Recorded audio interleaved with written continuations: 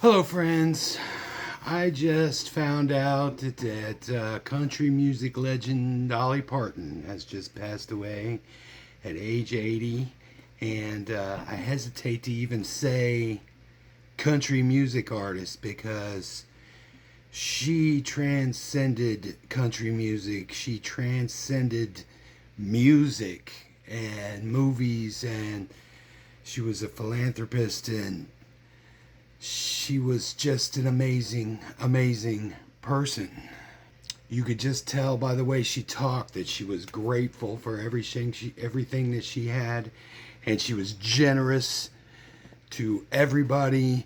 There's just nobody else that I can think of that is so undivisive. Everybody loved Dolly Parton. She was generally, universally loved, and she reciprocated and seemed to love everybody. She never spoke negative about anybody.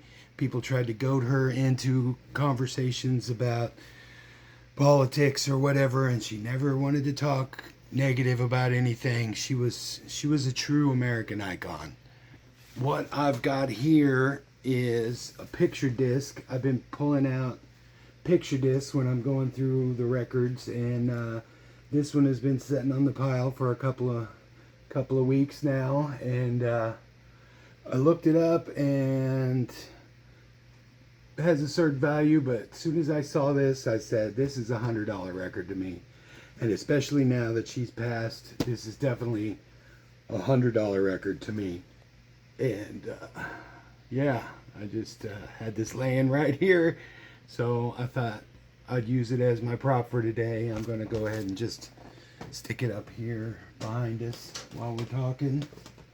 And so anyway, like I said, Dolly Parton was a true American icon. I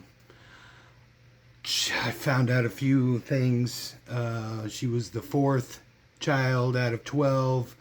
Moved to Nashville when she graduated high school at 18, and immediately was noticed. Obviously, her personality and her looks and everything, and her talent just got her far immediately.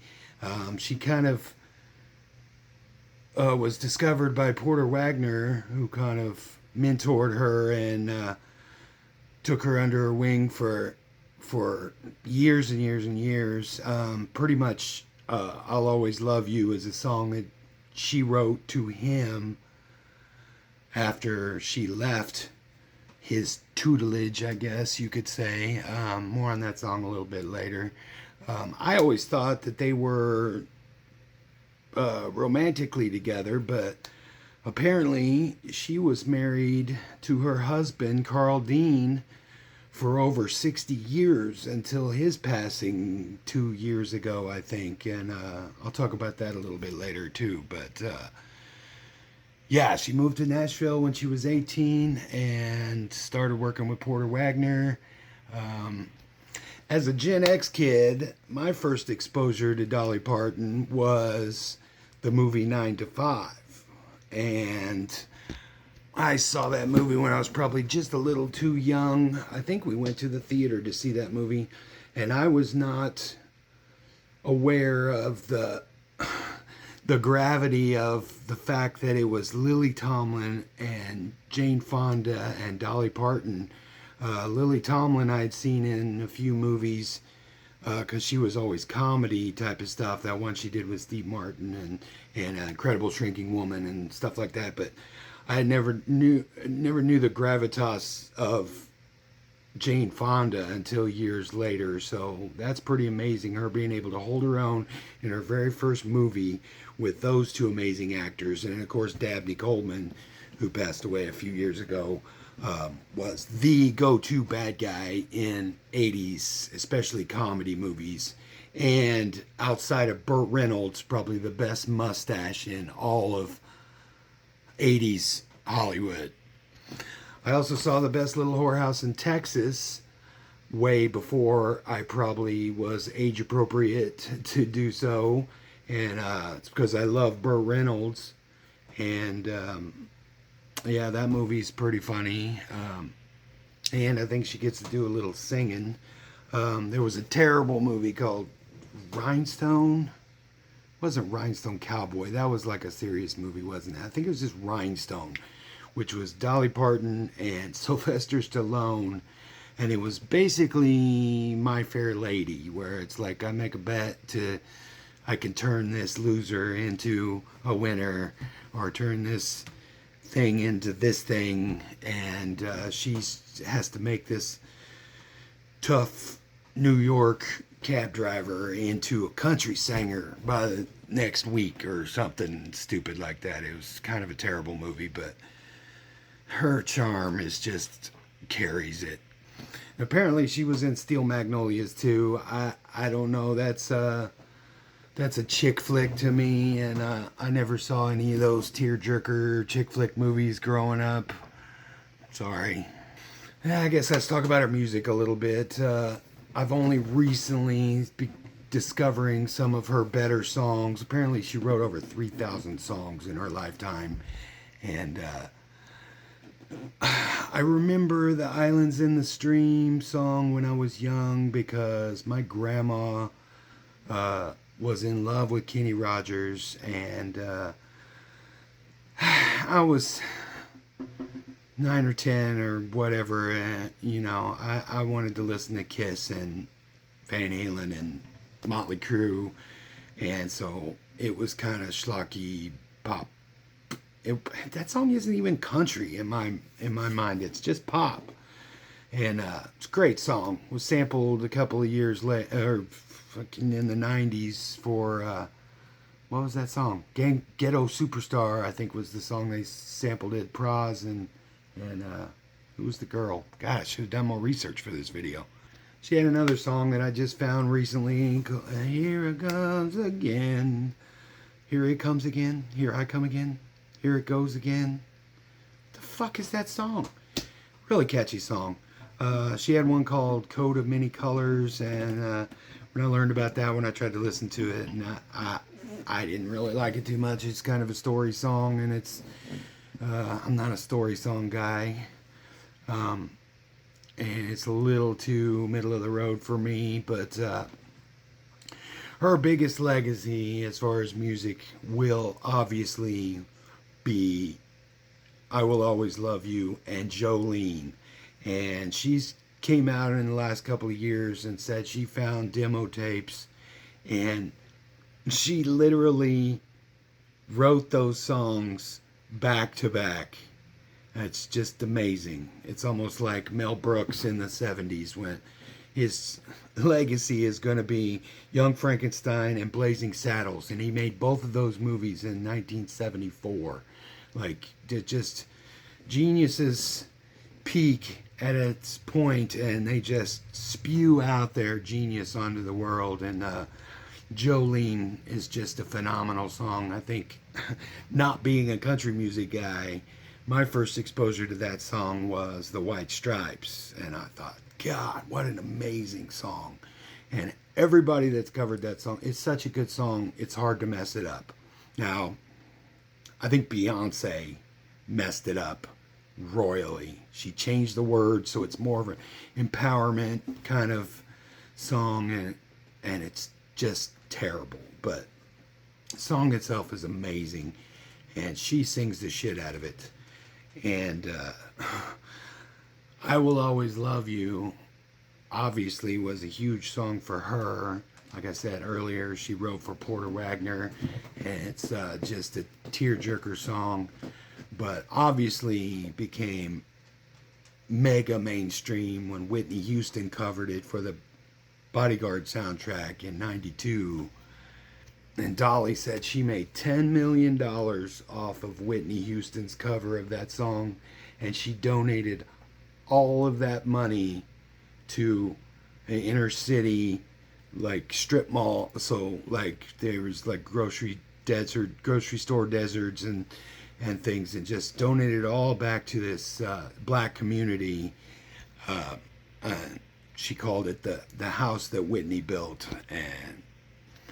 And speaking of her charity, she's donated to tons of things. She gave $1 million to COVID research during the pandemic, and her biggest legacy will probably be the Imagination Library, where she donates books, raises money for books for impoverished children. Reading is super, super, super important to the world and the future and to children and people that can't afford books. She gets books in their hands. She's given millions of books every year through her charity, and I think that's amazing. She was inducted into the Rock and Roll Hall of Fame a few years ago, 2022, 2023. I can't remember exactly which one.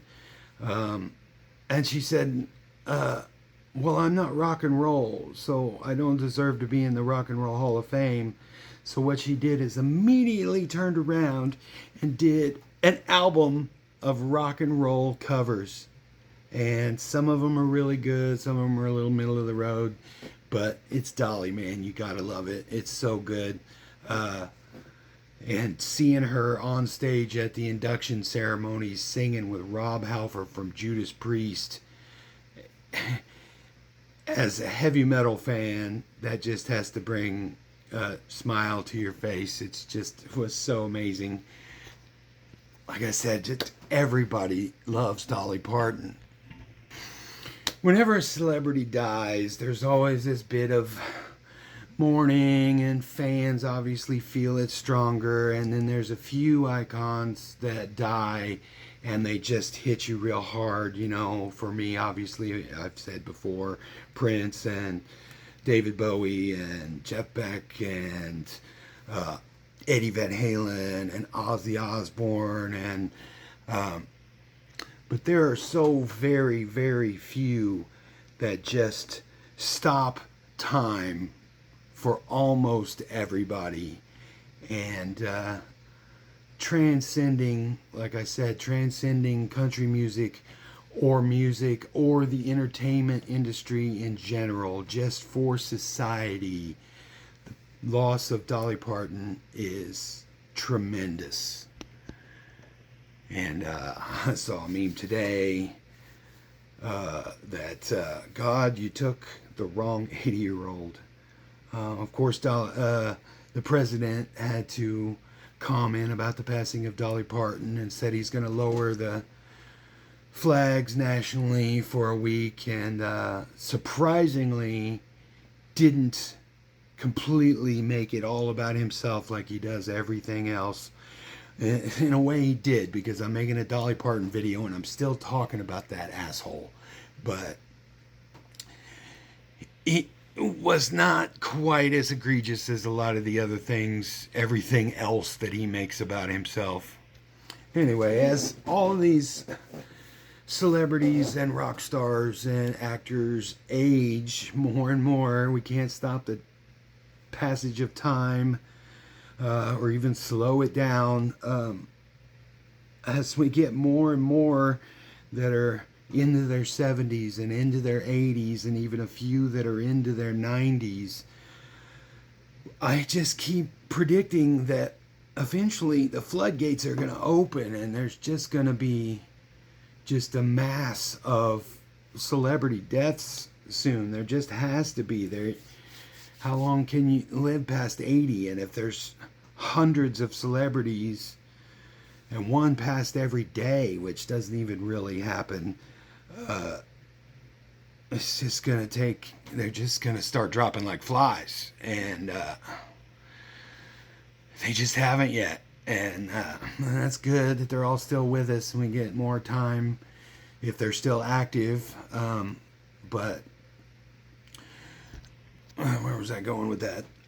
As far as Dolly Parton goes, she's one that when I saw that her husband of 60 years, Carl Dean, passed away in 2024, I think.